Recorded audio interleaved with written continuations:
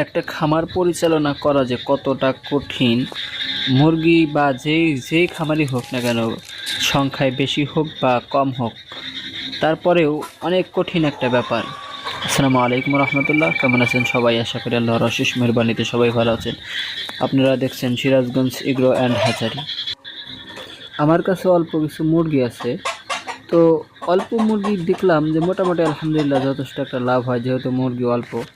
তো তারপরে একটা মুরগির পিছনে তাকে, যেহেতু তার জীবন আছে, যার জীবন আছে তার খাবার খাইতে হয়, তাকে পানি খেতে হয় তাকে।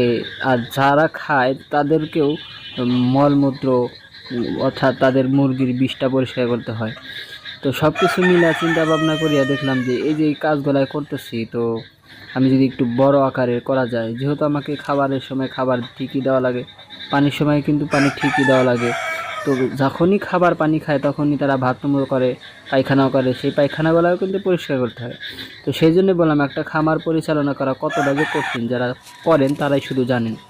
তো যাই হোক, তো ব্যাপার হচ্ছে যে আমার কাছে অল্প কিছু মুরগি আছে। তো তো এই যে মুরগিগুলা যে পালতাছি, যার এক টাকাও ইনকাম নাই, যদিও টাকার সংখ্যা খুবই সীমিত, যার এক টাকাও ইনকাম নাই, তারপরে মুরগি পালা যে কী পরিমাণ যে তাদের একটা মানে খরচ, যাদের ইনকাম নাই তারাই শুধু জানে।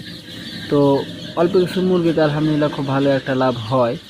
তো ভাবছিলাম বেশি করে পালা, বেশি আকারে বড় আকারে করার ইচ্ছা ছিল। তো পরে আবার ইচ্ছা দেখলাম অল্প কিছু পালন করি। তো তারপরেও 350 থেকে 400 বাচ্চা আনছিলাম। তো বাচ্চার মধ্যে কপালটা এতই খারাপ ছিল যে বাচ্চাগুলাই খুবই মোনা মোনা বাচ্চা ছিল, অর্ডার অর্ডার দেওয়া বাচ্চা। তো সেই বাচ্চার মধ্যে কি হলো যে 400 বাচ্চার মধ্যে প্রায় 200 বাচ্চাই মারা গেল। এখন যাই হোক, অল্প কিছু বাচ্চা আছে, জানি না কি হবে। তো বাচ্চা যেগুলো আছে আলহামদুলিল্লাহ সুস্থই আছে। তো সবাই আমাকে দেখতে থাকুন, আমার সাথে থাকুন। সবাইকে ধন্যবাদ। আসসালামু আলাইকুম রহমতুল্লাহ।